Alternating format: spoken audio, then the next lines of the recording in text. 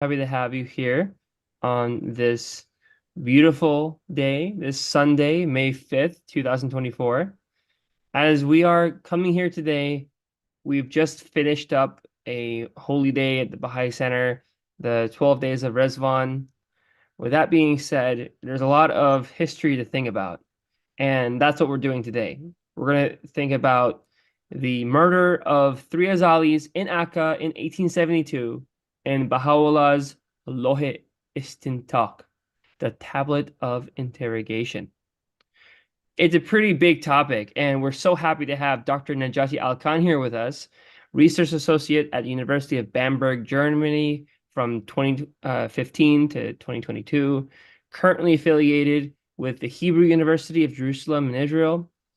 He has been fascinated with Baha'i studies, especially history, since youth, studying Islamic studies and history, and then at the university, opening new vistas. He was able to, as well as all this, learn Arabic, Persian, and in particular, not to get confused with regular Turkish, Ottoman Turkish. And he's also become practically almost native, as he calls it.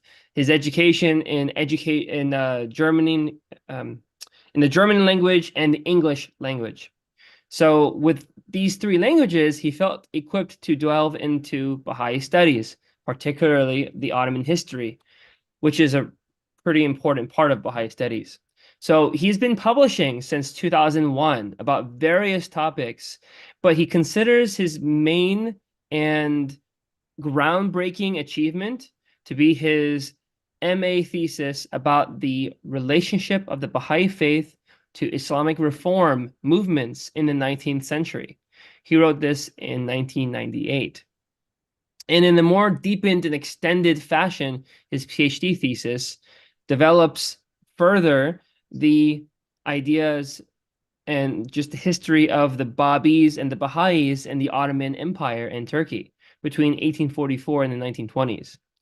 There's so much more to learn about what he's published, such as Descent and Heterodoxy in the Late Ottoman Empire, Reformers, Babis, and Baha'is. This was published in 2008. Besides all of these, you can find quite a bit online. If you go to academia.edu, and you'll find Najati there. It's spelled, for those who don't know, Najati is spelled N-E-C as in Charlie, A-T as in Tom, I. Now, he's had the honor and pleasure of serving at the research department at the Baha'i World Center for some periods, and he was visiting senior fellow as well at the chair in the Baha'i studies at the Hebrew University of Jerusalem. So the topic today, saying it again, it is the murder of three Azalis in Akka in 1872 and Baha'u'llah's Lawh-i Istintaq, the tablet of interrogation. It is one of the saddest events in Baha'u'llah's life, where you have this murder of three followers of his half-brother Mirza Yahya, also known as Subh-i Azal, in Akka in 1872. We also call it in English Acre. So if you ever were to look on a map, Acre, Israel, is also known as Akka or Akko. It depends on the language you're using. So in 1872, by 7 Baha'is, this murder occurred. Like their master, Sayyid Muhammad Isfahani, also called the Antichrist of the Baha'i Revelation, and the instigator of Mirza Yahya, and two others, were inveterate enemies of Baha'u'llah and had been discrediting him and misrepresenting his cause, slander, libel, you name it, in Istanbul and Edirne. After they were exiled with Baha'u'llah to Akka, again, we called it Acre, Akko, all of them apply to the same place. Exiled with Baha'u'llah to Akka, they continued their intrigue. Saddened and angered by this mischief, 7 Baha'is who were in Baha'u'llah's entourage, they engaged in a terrible act. They killed these 3 Azalis. In the wake of this, Baha'u'llah, his son, Abdu'l-Baha, and the 7 Baha'is were arrested and interrogated. This talk will give an overview of this event based on Baha'u'llah's lengthy Lawh-i Istintaq, revealed for that occasion, other Baha'i sources, and the minutes of the court proceedings from Syria that are kept at the Ottoman Archives in Istanbul. With that being said, it's a real honor to have you here, Dr. Alkan, because we're able to get a look at this from a very unique perspective. Actually seeing these records are something a lot of people did not even know existed. So we are so happy to have you, and we look forward to learning more and figuring out what happened. Thank you. Thank you, John. Thank you very much. Hello, everyone. I share my screen with you.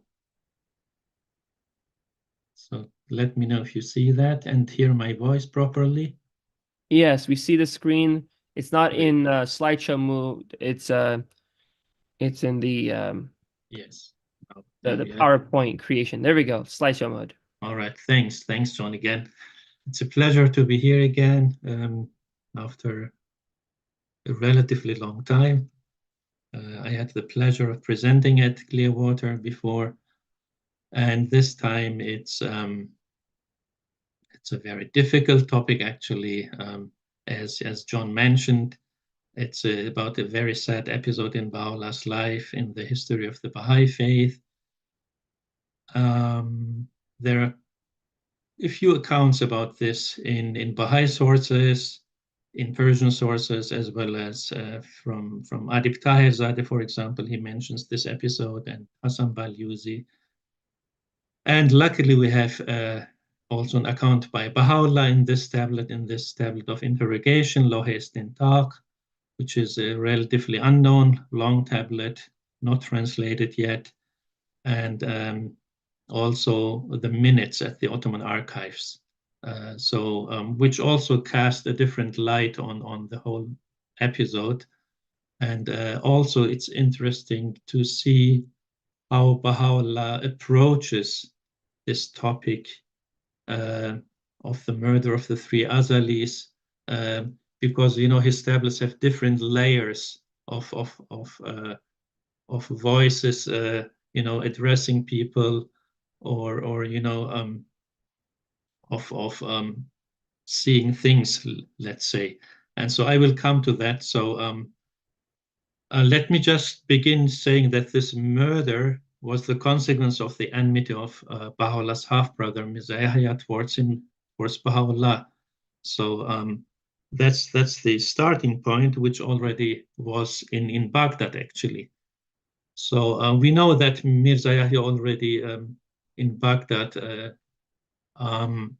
displayed some jealousy, some enmity towards Baha'u'llah. He joined him, although he was not exiled from Iran, he joined Baha'u'llah in Baghdad, hiding here and there. And also the instigator of Mirza Yahya, Sayyid Muhammad Isfahani, who's named the Antichrist of the Baha'i Revelation, he was pushing Mirza Yahya more and more to oppose and thwart Baha'u'llah's mission.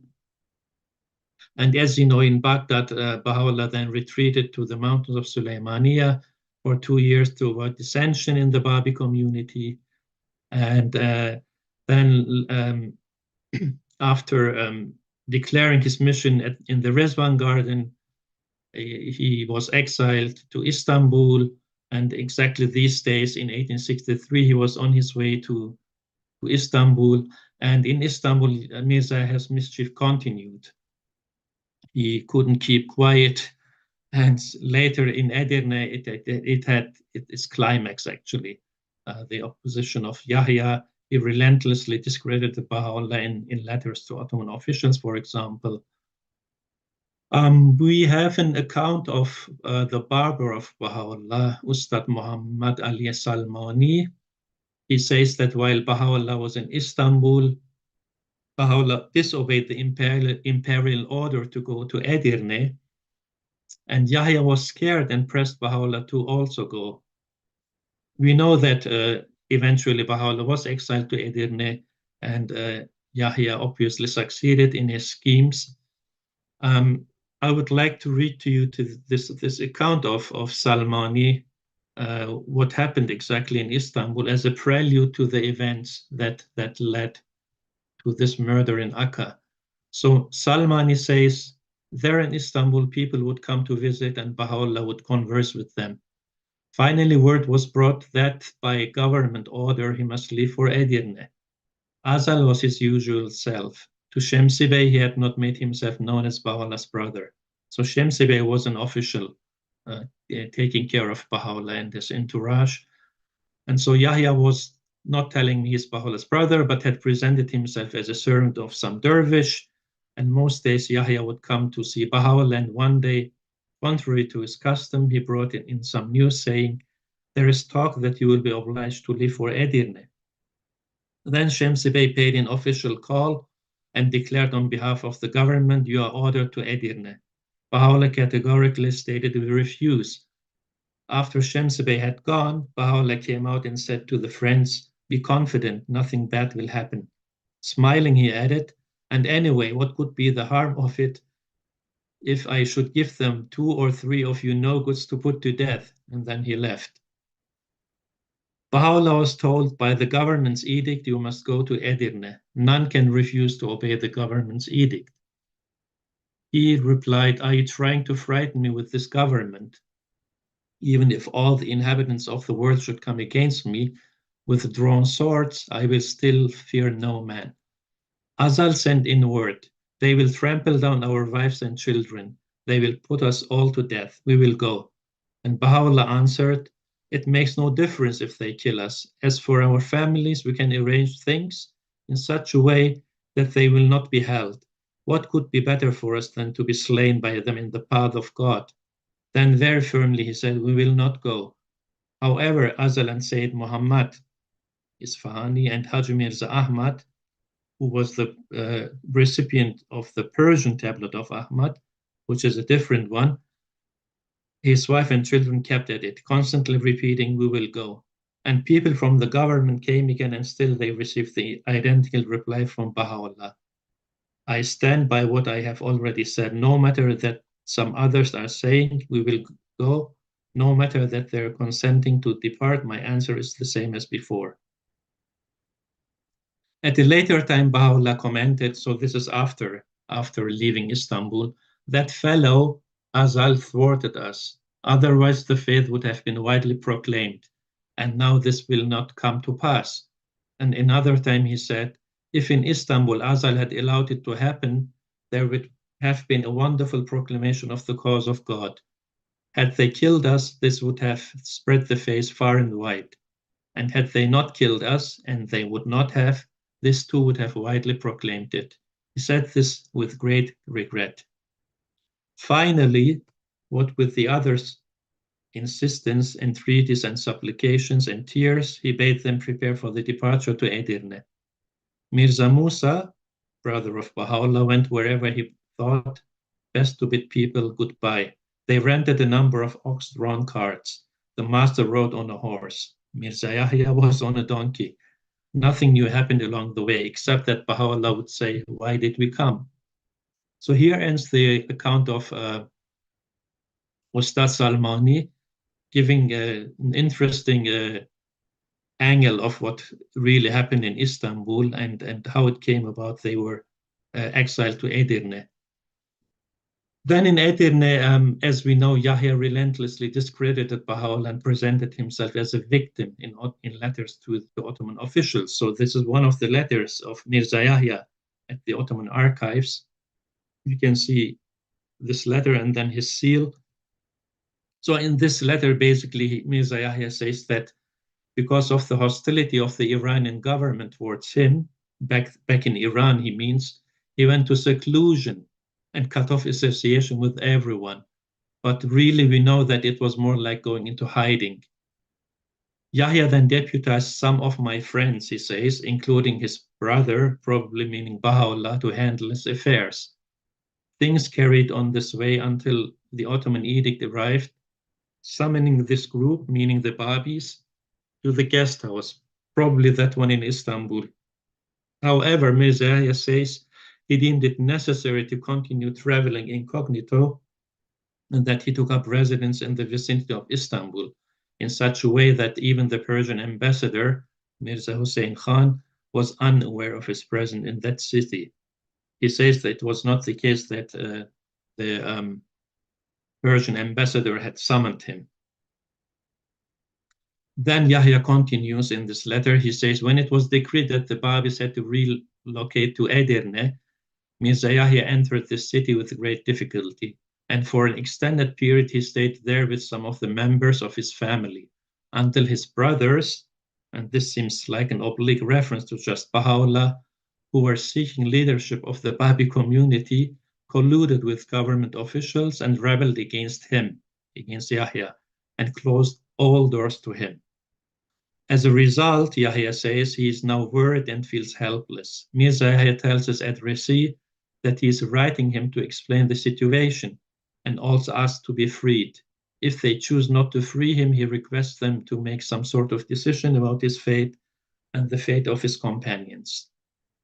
Mirza Yahya then complains to his addressee that he, Baha'u'llah, humiliated them, meaning Yahya and his cohorts, by setting aside a pittance for his pension and that of his cohorts. He adds that this development delighted his enemies and led to his embarrassment. So this is the version of Yahya to the Ottoman officials. He then says that 3 months ago a new order arrived that annulled the previous one, and this only added to his ignominy. The result was that in Iran and in Edirne and among the Bahá'ís, he was completely disgraced to the point that the grandees of this country became determined to separate him and his cohorts, meaning the exile to Akka and to Cyprus. So Yahya reiterates that his disgrace had reached its furthest limit and remarks that he had no other recourse but to send this letter. Then we have two letters of Mirza Sayyid Muhammad Isfahani, the Antichrist, at the Ottoman Archives, also both in Persian. And the first one also in a similar manner as Yahya wrote, he says that he has been living in Edirne for 4 years now, and from this appears that Isfahani's two letters were probably written very close to one another sometime in 1867. So he says that he has not received his pension for 30 months. We know from Baha'i sources that this is not true, that Baha'u'llah even didn't want his own pension and gave it to Yahya, his family, and all other Babis. So, but here Isfahani complains that he didn't receive any pension for a long time. He complains about being distressed and forlorn and remarks that his family is bewildered and helpless. The capital city, Istanbul, he says that he went there a few months ago and that he was there in suspense for 7 months. He expressed the hope that he would have been released by now, but laments that this has not come to pass. Isfahani further observes that for the past 3 months, a pittance of 700 piasters had been fixed for him to support his family of 6. He remarks that the government says he should not use this money to support the family that is currently with him.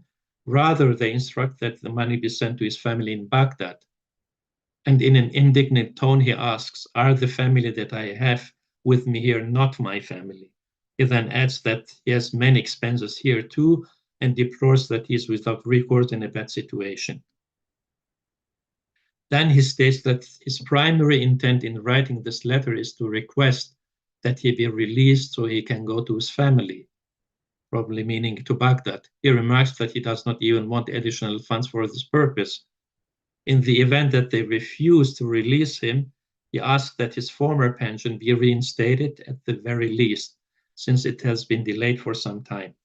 In conclusion, Isfahani states that none of what he said at the Sublime Porte, meaning the Ottoman government, were lies. Rather, all of it was the truth. He adds that he never said all his family were in Baghdad. Lastly, he asked his addressee to grant his other request to allow him to reside in another city, which is happening in this letter. So here in this letter, Isfahani starts by denying that he ever lied to the Sublime Porte, but then immediately says that the number of family members he mentioned was less than it actually is. Apparently justifying himself, he tells the addressee that they had specified to him that he give a total number which represents all of his family, regardless of where they were at the time. Yes, he then says that this number was not supposed to be restricted to my family in Baghdad. I'm sorry, I just couldn't read that. So following this, he said that for 6 months, he has not received a monthly pension to support his entire members of his whole family. And in closing, he makes 2 requests in this letter. Firstly, he asks that the government reinstate his monthly pension for the previous arrangement they had with him. And secondly, he asks the addressee for permission to take up residence in Tekirdağ, which is near Edirne, or wherever else the addressee sees fit. And he says he does not want this new residence to be too far away from where he currently is. He then complains that he is wary of his current situation and reiterates that he would like to relocate elsewhere. So we know there happened a lot in Edirne, and then some Baha'is and followers of Yahya were even questioned in Istanbul. There were interrogations in Istanbul, and the government had confiscated many tablets of Baha'u'llah, and after studying those and hearing what the Baha'is and the followers of Yahya had to say at the interrogation, they decided to banish all the Babi community, meaning all followers of Baha'u'llah, also followers of Yahya. And so we know that in 1868, in August, the Ottoman authorities sent Baha'u'llah from Edirne to Akka, and Mirza Yahya and his followers to Cyprus. But we also know that 2 Azalis were sent to Akka with Baha'u'llah, the one being Sayyid Muhammad Isfahani, the chief instigator, and then a certain Aghajan Bey, Kachkolah, who was a retired, who was Azeri and retired from the Ottoman army. And we have also this Mirza Reza Kuli Tafrishi, who later joined them in Akka with Badrejan or Badri Jahan, his sister and estranged wife of Mirza Yahya. And we also know that 4 Baha'is were sent to Cyprus with Yahya, Mishkin Kalam, Sayyah, Muhammad Baqir, and Abdu'l-Ghaffar, about who I talked in my last presentation.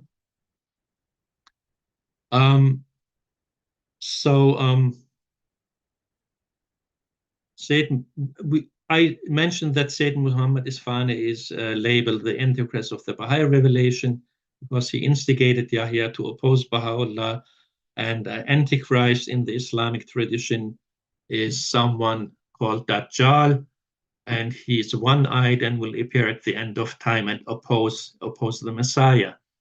And Baha'u'llah probably refers to him in the Kitab-i-Iran, saying, we perceive that a one-eyed man who himself is the chief of the people is arising with the utmost malevolence against us. Isfahani is described as a man of corrupt character and great personal ambition, and induced Mirza Yahya to oppose Baha'u'llah and claim prophethood for himself, which is actually also noted in the official documents at the Ottoman Archives leading to the banishment to Akka in Cyprus. So there they say that Baha'u'llah and Yahya both claim revelation. And we have this statement also by Baha'u'llah about the Antichrist. It's from a tablet revealed in Edirne. He says, it will have been known to the friends of God that one day the Antichrist arose with a new scheme, and in order to sow doubts in the hearts of the servants.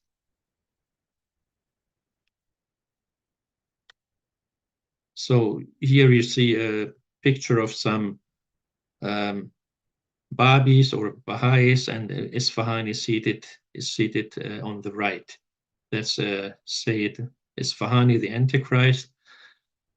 The Azalis who were sent to Akka, they were not confined in the citadel as was Baha'u'llah and his family, but over the city gates and the jail called Liman, which is in Turkish port, into which outlaws were cast in a room that was found to suit them.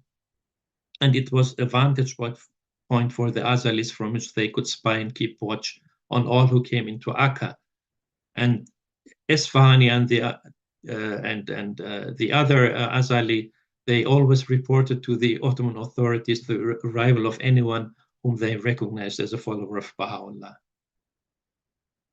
Here you have a photograph of the opening ceremony of the port of Akka from the 19th century, just as a trivia. And we have also an account of Abdu'l-Baha about those days. He says, in the days of Baha'u'llah, during the worst times in the most great prison, they would not permit any of the friends either to leave the fortress or to come in from the outside. Stewcap, Aghajan Bijan, and Sayyid Muhammad Isfahani lived by the second gate of the city and watched there at all times, day and night. Whenever they spied a Baha'i traveler, they would hurry away to the governor and tell him that the traveler was bringing in letters and would carry the answers back. The governor would then arrest the traveler, seize his papers, jail him, and drive him out. This became an established custom with the authorities and went on for a long time. Indeed, for 9 years, until little by little the practice was abandoned. So in Akka, the Azalis created lots of troubles for Baha'is, to say the least, and they caused great concerns and even change of attitude by the government officials. The mischief of both Mirza Qoli Tafrish and his sister Badrejan also closest family members to get away from them. And we know that also Mirza Qoli corrupted the writings of Baha'u'llah. He changed, added contents and context, and presented Baha'u'llah and his followers to be the cause of disorder. Under such circumstances, some Baha'is got tired of all this and decided to get rid of these people, to end the sadness that these people have caused to Baha'u'llah and Abdu'l-Baha, they said. Baha'u'llah increased his counsel to the companions to be patient and forbearing. Then Baha'u'llah revealed the fire tablet, where he says, after so many trials and sadness, he says, Baha is drowning in a sea of tribulation. Where is the ark of thy salvation, O Savior of the worlds? And so on. You know this beautiful tablet. He expresses the tablet expresses the agony of Baha'u'llah regarding the tribulations he suffered, and the mischief caused by Azalis cannot really be underestimated, because the Baha'is were constantly harassed by the people and the officials. Then one day an Arab Baha'i from Beirut came to Akka, Nasser or Haji Abbas, to eliminate the problems. When in Akka, he went to Baha'u'llah and Abdu'l-Baha, but they both strongly opposed his evil intentions. Baha'u'llah ordered Nasser to go back to Beirut, which he obeyed faithfully. And then Baha'u'llah addressed him in a short tablet. He says, he is the helper. I bear witness that thou hast helped thy Lord and art one of the helpers. To the truth of my testimony, all things testify. This indeed is the root of the matter. If thou art of those who know, what thou dost by his command and approval is indeed the duty of help in the sight of thy Lord, the all-knowing and all-understanding. Go hence and do not perpetrate that wherefrom mischief will result. Put thy trust in God. Verily he will take whomsoever he will. Verily he hath power over all things. Verily we have accepted what thou didst intend in the way of God. Return to thy place, then commemorate thy Lord the Mighty, the Praiseworthy. So after this, Nasir obeys and leaves Akka for Beirut, but some of Baha'u'llah's followers in Akka asked him to allow them to take care of the Azalis. Baha'u'llah strongly forbade them of such acts in any form. But 7 of the Baha'is chose to ignore Baha'u'llah's command and committed the act of revenge. They killed Sayyid Muhammad Isfahani, Aghajan Bey, and Mirza Qoli on 22nd January 1872. and this created many troubles and sadness to the Baha'is and to Baha'u'llah. Shogh Effendi writes in God Passes By about this episode, a fresh danger now clearly threatened the life of Baha'u'llah. Though he himself had stringently forbidden his followers on several occasions, both verbally and in writing, any retaliatory acts against their tormentors, and he had even sent back to Beirut an irresponsible Arab convert who had meditated avenging the wrongs suffered by his beloved leader, 7 of the companions clandestinely sought out and slew 3 of their persecutors, among whom were Sayyid Muhammad and Agha Jan. The consternation that seized on already oppressed community was indescribable. Baha'u'llah's indignation knew no bounds. Were we, he thus voices his emotions in a tablet revealed shortly after this act had been committed, to make mention of what befell us, the heavens would be rent asunder, and the mountains would crumble.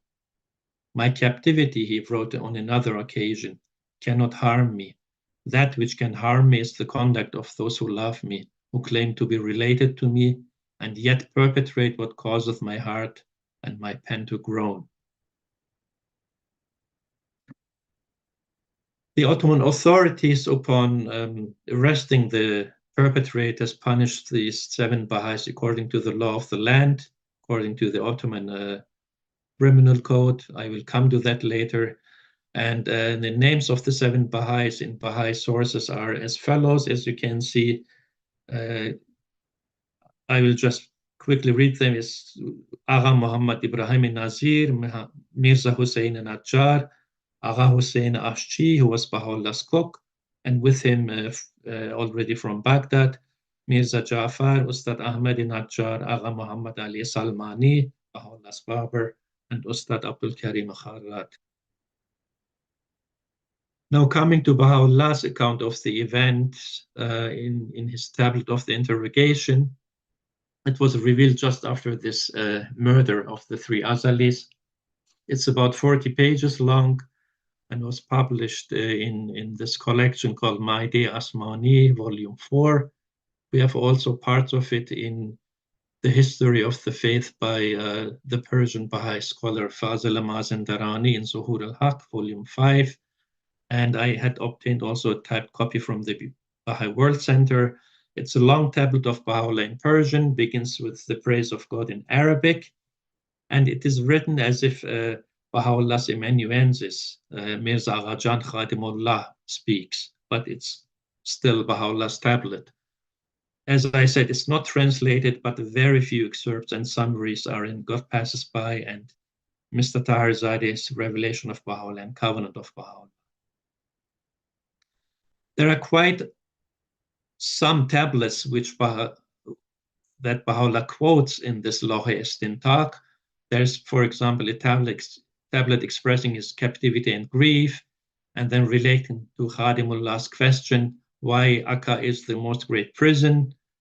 Baha'u'llah says in this tablet, because of mighty tribulations. And then Baha'u'llah reveals the fire of tablet in his tablet of interrogation.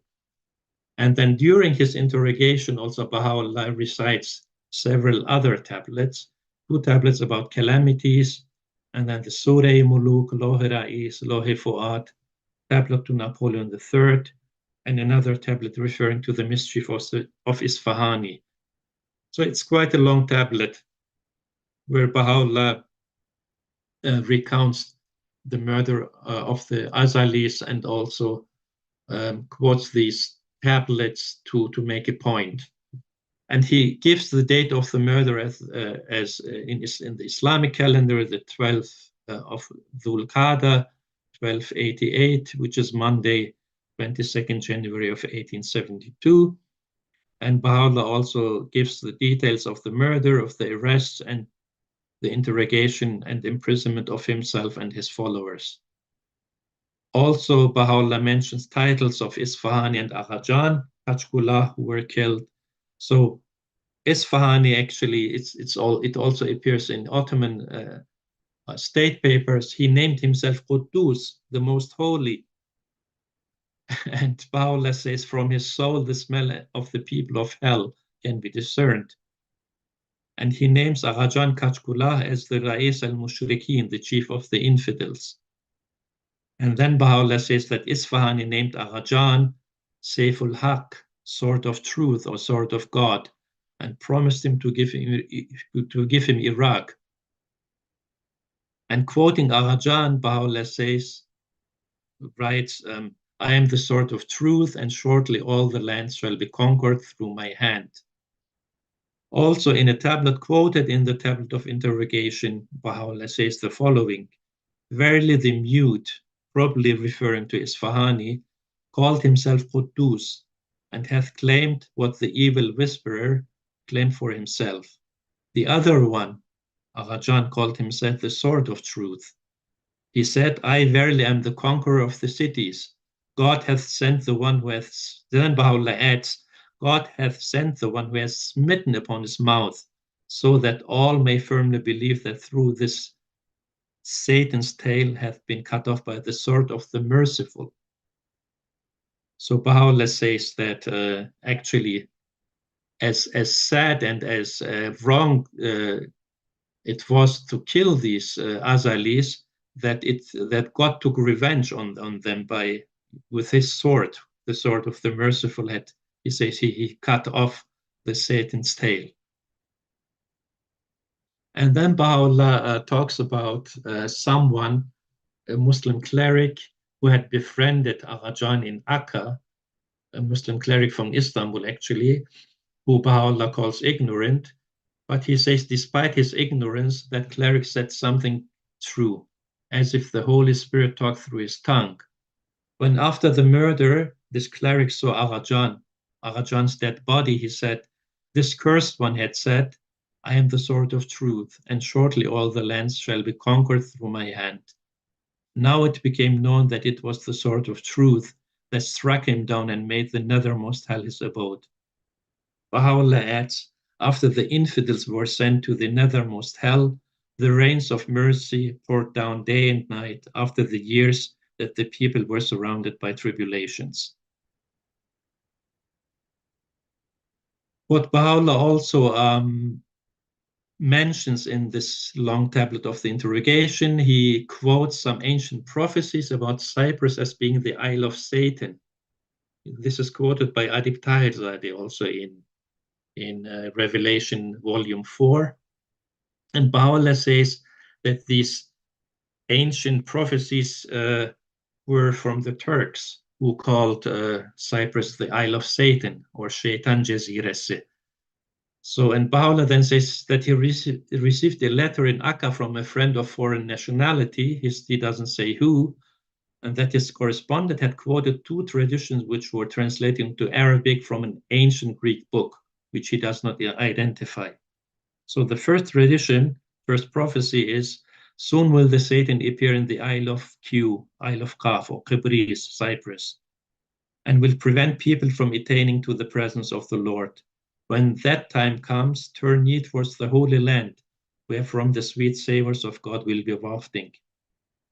The second prophecy, the Satan will appear in the island related to him. He is short in stature, heavily bearded. He has a small countenance, a narrow chest, and greenish-yellow eyes. The hair on his back resembles that of a camel, and on his chest is similar to that of a goat. When he should come, turn toward Carmel, the holy vale, the gathering place of mankind, the snow-white spot. Baha'u'llah relates these to Mirza Yahya and says one should go to Cyprus and see how much these traits are apparent in Yahya. Then Baha'u'llah recounts his own interrogation at the governorate in Akka. He says that when he was dictating tablets, the local governor, Saleh Pasha, at the head of his troops, surrounded his house with drawn swords. And the entire populace, as well as the military authorities, were in a state of great agitation. Baha'u'llah was summoned to the governorate, interrogated, kept in custody the first night. Abdu'l-Baha was thrown into prison and chained during the first night, after which he was permitted to join his father. 25 of the companions were cast into another prison and shackled and placed for 6 months under confinement. When interrogated, Baha'u'llah was asked to state his name and that of the country from which he came. He said, "It is more manifest than the sun." The same question was put to him again, to which he gave the following reply: "I deem it not proper to mention it. Refer to the Farman, the edict of the government, which is in your possession." Once again, they, with marked deference, reiterated their request, whereupon Baha'u'llah spoke with majesty and power these words: "My name is Baha'u'llah, and my country is Nur. Be apprised of it." So this is quoted in God Passes By, and is from this tablet of interrogation.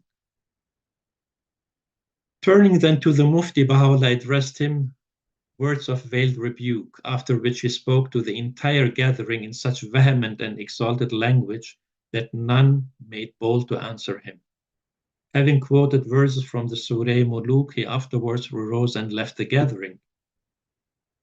The Mutasarrif, or the local governor, cabled all that had occurred to Subh-i Pasha, the Governor General of Syria, who took exception at once to the way Baha'u'llah had been treated and reprimanded the Mutasarrif. The Mutasarrif soon after sent word that he, Baha'u'llah, was at liberty to return to his home and apologized for what had occurred. Now, coming to the details of the killings and how the 7 Baha'is were punished by the Ottoman state, I will refer to this official report at the Ottoman Archives. It's about two pages. It's from, let me see, it's dated well, at the end of the letter it says it's from 19th January 1875, and then at the heading it says it's the record number 124 of the province of Syria, dated 21st October 1874, about the murder of the Babis Agha Jan Bey, Muhammad Quddus, and Mirza Reza, who were exiles in Akka. The legal decision of the papers of interrogation of the Provincial Court of Appeal and the Council of Appeal of the district were studied by the Department of Criminal Cases. Now, we have somewhat different, well, many details of the murder of the 3 Azalis, but also some things that are different from Baha'i sources. Basically, the Ottoman report says that the screaming of women after the firing of weapons in the house of Agha Jan Bey on Monday, 22nd January 1872, was heard around 11 p.m. The Mutasarrif of the district and the Mufti of Akka arrived at the said house. The following Babis, you have the names here, who were seen, 3 of them leaving the house and 4 of them standing on the street. The 7 were seized, all holding pistols and daggers in their hands, except Hussein ibn Bagher. Doctors reported that Agha Jan and Muhammad Quddus, which is Isfahani, had each 3, and Mirza Reza 5 wounds caused by the pistols and daggers, and all died because of this. There was enmity between Ibrahim ibn Ali Askar and Agha Jan due to the issue of allowance, the report says. To settle the issue, Agha Jan Bey had invited the 7 in the evening of that day to his house for tea. The 7 attested that after arriving at the house, Agha Jan Bey, Quddus, and Mirza Reza shot at them and attacked them with their daggers. So basically here the 7 Baha'is are saying it was not them who shot at the 3 Azalis, but the other way around. And then Ibrahim's friends in turn shot at them. Meanwhile, he escaped and he did not see how the killings occurred. The other 6 testified that when they went to the house and ran away, when a tumult ensued, they were not involved. But Halime, the maidservant of Agha Jan Bey, said that on that evening the door was knocked, and despite that Agha Jan asked twice, "Who is it?" there was no answer. Simultaneously with Agha Jan opening the door, after another knocking, those persons entered, shot at Agha Jan, who fell, and then killed him with their daggers. Then they went to the room where Isfahani and Reza were, After shooting at Reza, he escaped to the stairs but was killed there. Isfahani was murdered with pistols and daggers as he was running to the kitchen. Since Aghajan's wife, Amina Khatun, testified in the same vein and it could not be clarified in the court who among them is a killer, it was stated in the minutes of the District Council of Appellation that all of them are imposed to 5 years of hard labor, which is in Turkish kürek, as auxiliaries to a killer, in accordance with Article 175 of the Ottoman Legal Code. Now, the Imperial Ottoman Penal Code of 1858 was actually applied in this case, and this Ottoman Penal Code was based on the 1810 French Code, the Code Napoleon actually, and was modified, amended, and used until the end of the Ottoman Empire. Now, coming to this punishment of hard labor, which I just mentioned, which is kürek in Turkish, I have this paragraph for you describing what it is. Moreover, incarceration with hard labor in galleys of the imperial shipyards had already been practiced in the empire since at least the 18th century. The concept of hard labor changed over the course of the 19th century from that of the galleys to labor in prison, workshops, and factories. But it still maintained its original name, kürek, which means oar, paddle. So this paragraph or Article 175 of the Ottoman Penal Code says the person who is an auxiliary or assistant to a killer is put in kürek, hard labor, temporarily. But then the report is going on saying that this Article 175 is not to be applied as there were other witnesses. Someone called Yusuf Abdullah reported under oath that he was sitting in his house adjacent to the house of Aghajan and heard 2 shots from a weapon. He went to the roof of his house and saw the following, that Muhammad ibn al-Khurdaji was shooting at Aghajan Bey and killing him, and Ja'far ibn Hussein stabbing Aghajan with his dagger, and Abdullah ibn Haji Rizq stabbing Mirza Reza with his dagger, and Ibrahim ibn al-Askar shooting at Reza and killing him. There were several other witnesses who are mentioned in the report, all residents of Akka, several names, and they all told that they saw the said persons, meaning the Baha'is, escaping from the aforementioned house, who were seized by the gendarme and people. All except Hussein ibn Baghir had pistols and daggers, while they were arrested and resisted in the moment of arrest, even though the Baha'is had said that Aghajan Bey, Mirza Reza, and Muhammad Quddus shot with their pistols and attacked them with their daggers. They, the Baha'is, did not have wounds, and on the other side, 3 persons, Azalis, were killed at once. And then the witnesses continue saying that they, the Baha'is, were arrested after the occurrence with daggers and pistols, and it was recorded in the report that the wounds of the killed persons were caused by daggers and pistols. Because of the reports of Halim and Amineh that this event of the killing may have been done premeditatedly, the report says this annuls the first decision that all were auxiliaries to murder. Based on other witnesses, they received their punishment according to the degree of the offense, which is the following. So some of the Baha'is who perpetrated this act, they were sentenced to death according to Article 170, which says if a person's being a killer with premeditation is proved according to the law, if a person's being a killer with premeditation is proved according to law, sentence for his being put to death is passed according to law. So it says these persons should be punished, have the capital punishment. And then 2 others, among whom was the cook of Baha'u'llah, they were sentenced to 15 years of hard labor according to Article 172, which says the killer pardoned from the punishment of retaliation, qisas, or death is put to hard labor in perpetuity or temporarily for not less than 15 years. And then a report says that Hussein ibn Baqir had no weapon, being auxiliary to a killer, and he received the sentence of 7.5 years of hard labor. But a big but in the report says that based on Article 47, death penalty can be changed to hard labor dependent on the Sultan's decree, which is the commutation, changing of the punishment of death to hard labor is absolutely dependent on a special irade or written will of His Majesty the Sultan. Therefore, the report says, these persons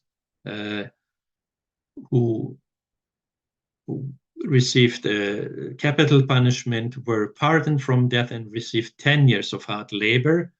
And then Ahmad Najjar and Hussein Ashji sentenced to 10 years in hard labor instead of 15. And Hussein Baqir sentenced to 7 years as auxiliary to murder.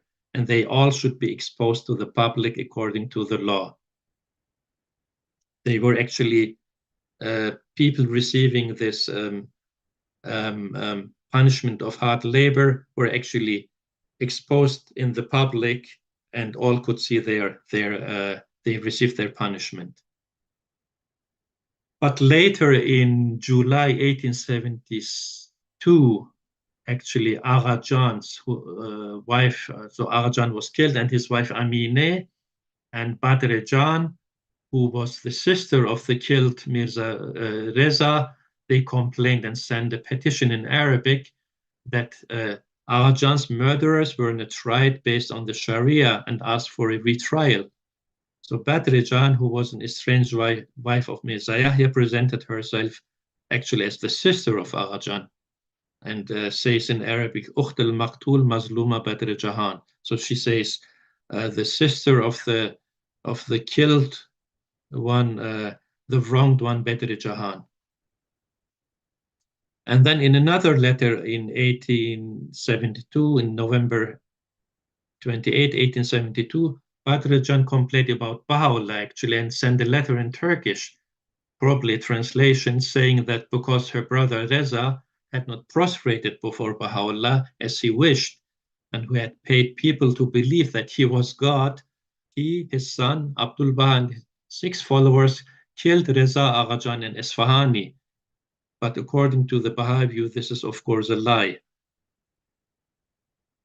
So we know that the 7 Baha'is were even released earlier than 10 years or even 7 years. And the Persian history of the faith by Fazl Mazandarani says that Ottoman soldiers needed the prison for something else, and also so that the imprisoned Baha'is were not harmful.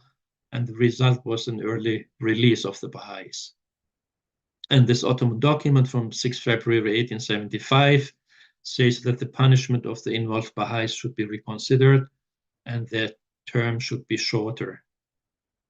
Now coming to Agha Hussein Ashji, the cook or broth maker of Baha'u'llah, there is actually in the family archives, there is a document also partly in Ottoman Turkish, partly in Arabic, where it has the name of Ashji, name and country, citizenship, type of crime, saying auxiliary to killer and participant, and then length of imprisonment and legal article, sentenced to 10 years, and when his imprisonment began, and where his place of punishment was.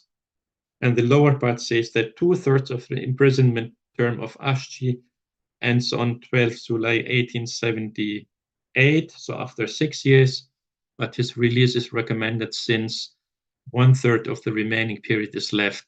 This request for his release was issued on 7th of August 1878.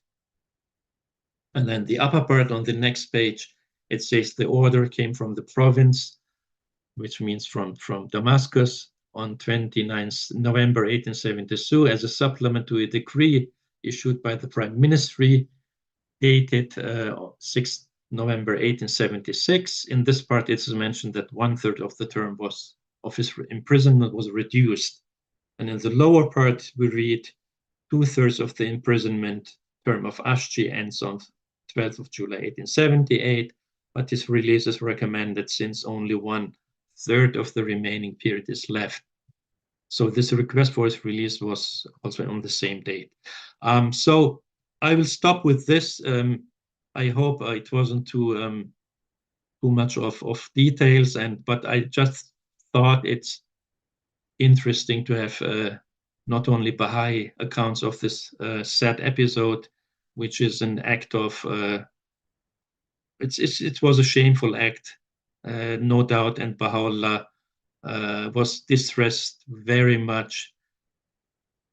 I also wanted to show that there's also a different tone, a different approach in his tablet of interrogation to all the episode, saying that even though it is he forbade acts such as this, it was like meaning that God has taken revenge on the perpetrators. So this is my two cents on the episode. Thank you.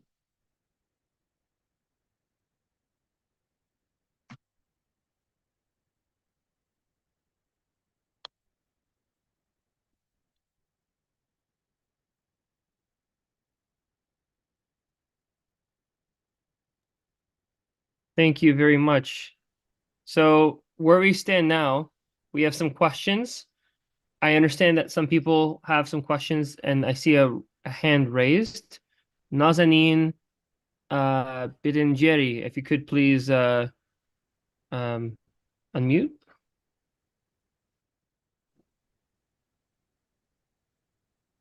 Allah-i Allah. So nice to hear about your talk, so knowledgeable. Really, we are privileged. But it seems that you are getting this from the Turkish library or whatever, from the government. The Ottoman Archives, yes. Okay. So how do we get copies of this? If you have made something, can you share it with us so that for our studies, we can share with everybody? This is only for the sake of increasing the knowledge of the Baha'is when we have study classes. Mm-hmm. Well, so I can share the PowerPoint presentation if you like. Thank you so much. You're most welcome. So I'll put my email address in chat. Thank you. Yes. Thank you so much, Mr. Nikhil. Thank you. Thank you very much. Thank you for your interest.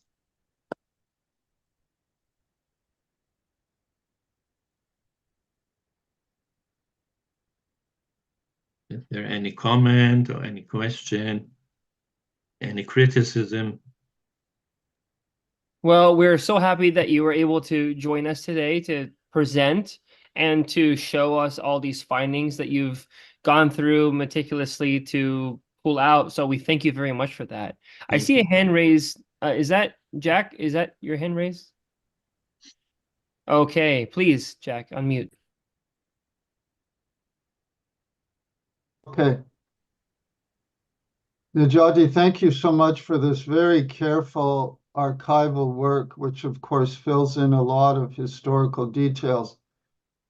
I just want to give a personal comment. I'm surprised that such distinguished Baha'is as Ashchi and Salmani the Barber would actually disobey Baha'u'llah and commit murder. That really astonishes me.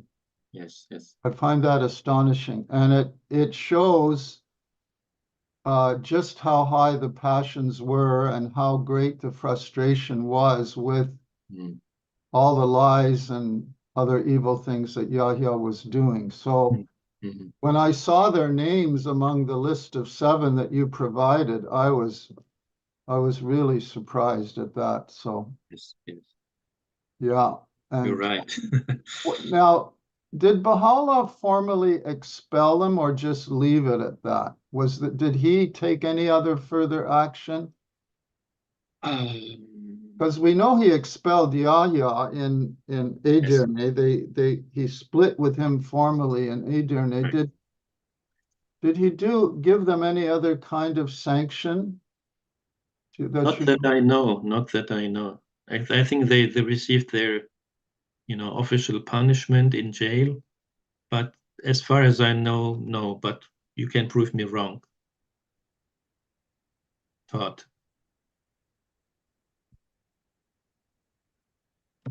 Unmute.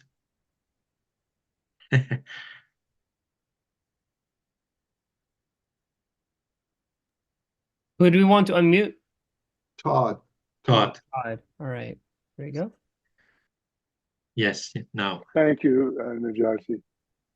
You'll be sorry that you asked me to unmute because didn't, in answer to Jack's comments and question, Great. did one of your pages in your PowerPoint, which is excellent, by the way, Thank you. we are very, very proud of this work and envious of this work, and Thank you. we applaud you from the beginning that has no beginning. Truly, this is the kind of work that really needs to be done in so many other areas in the history of the faith. On one of your pages in the PowerPoint, early, there was was I wrong? Was there a quotation from Baha'u'llah that said, "I could send you fellows to hell," or something like that? Well, I mean, it's this account of the barber of Baha'u'llah, Salmani. Yeah, Yes. yeah.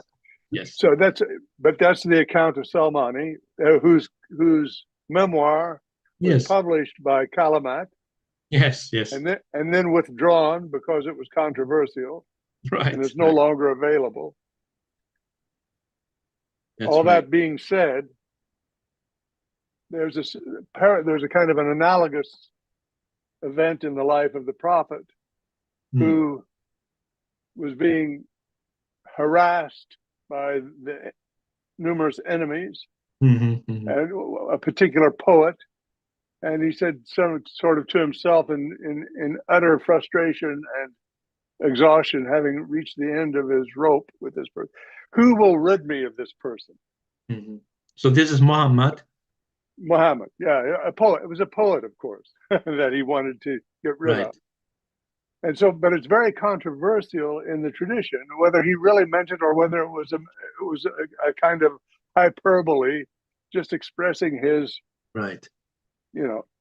And I wonder if it's not possible that Baha'u'llah, in the moments of desperation Yes. and sadness and frustration, the kind of frustration that caused the fire tablet of all things to come forth, Right.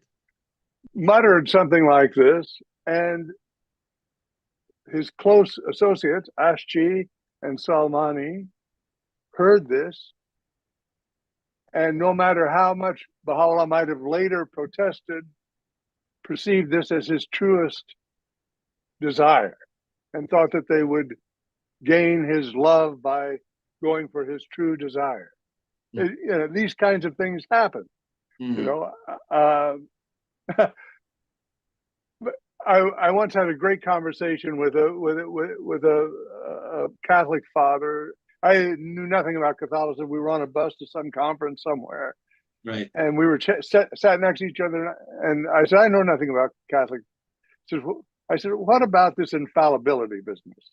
And he started explaining it to me and so forth. And he said, these laws can be very problematic sometimes because, it recently became the case that Catholics were no longer required to not eat meat on Friday, right? So this was in place for so many centuries, I guess. And he went home to his mother, and it was Friday, and his mother was cooking fish. And he said, "Mom, don't you know that we no longer have to do this on Friday?" And she said, "I don't care what they're saying. I know what they mean." You see?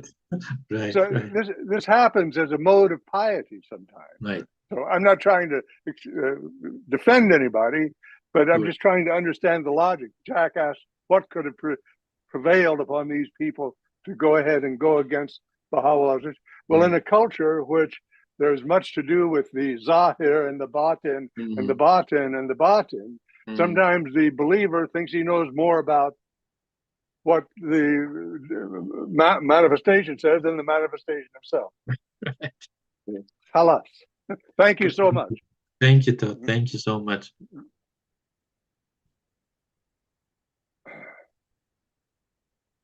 Jack, please.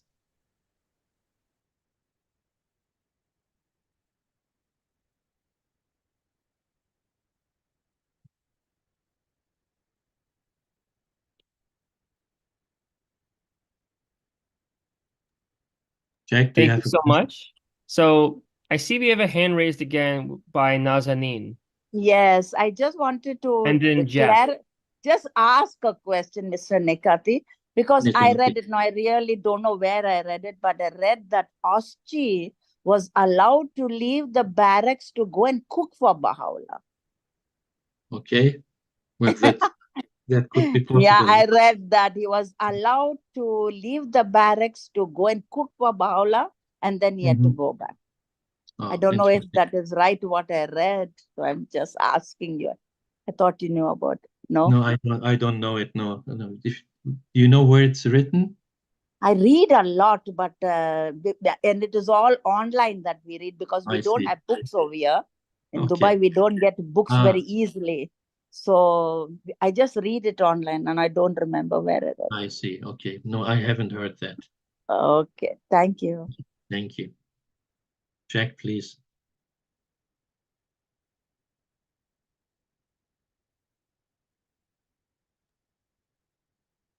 I would just like to thank Todd for that original explanation that I'd never heard before. It's quite plausible. But at the same time, we have to also consider that Baha'u'llah was emphatic about them not doing such a thing. But as you say, in a culture that has the Zahir and the Batin and all that, maybe they did take that as Baha and Tarof as well. We could add to that as Baha'u'llah's true intentions. But nonetheless, I was shocked when I saw those names there, yeah. Thank you. Mildly shocked.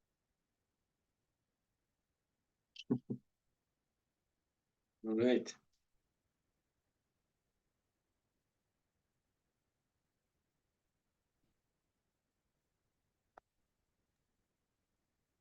So with that all being said, thank you so much for all the good questions and comments people left. Oh, I think I see another hand or not. I see clapping. Oh, I see a Okay. finger raised. All right. All right. Todd, Thank you please, so much. No, thank you Sorry so to much. delay the proceedings. Yes, just to be not misunderstood, not for a second did I suggest that Baha'u'llah's true intentions might have been for them to be killed, but I'm just trying to set the sort of poetic, literary, social scene where it could have been misunderstood. And secondly, Najati June, thank you again for this. Are you publishing this someplace or has it been published? Not yet. I have had it for I don't know how many years. And so I don't know. Hopefully, I think Rob Stockman wants to do something with this new Baha'i History Center, Corinth True Center. So he might issue a journal. I have to ask him. May I, if there's a second, I strongly suggest you publish it in a non-Baha'i journal. Because by publishing it in a non-Baha'i journal, it will show that the Baha'i community has become mature enough to talk about such hot issues and so on. Yes. And this is what we really need. Okay, sure. Yeah. I'm with you. Thank you, Todd. Okay. Shukran. Right. Afwan.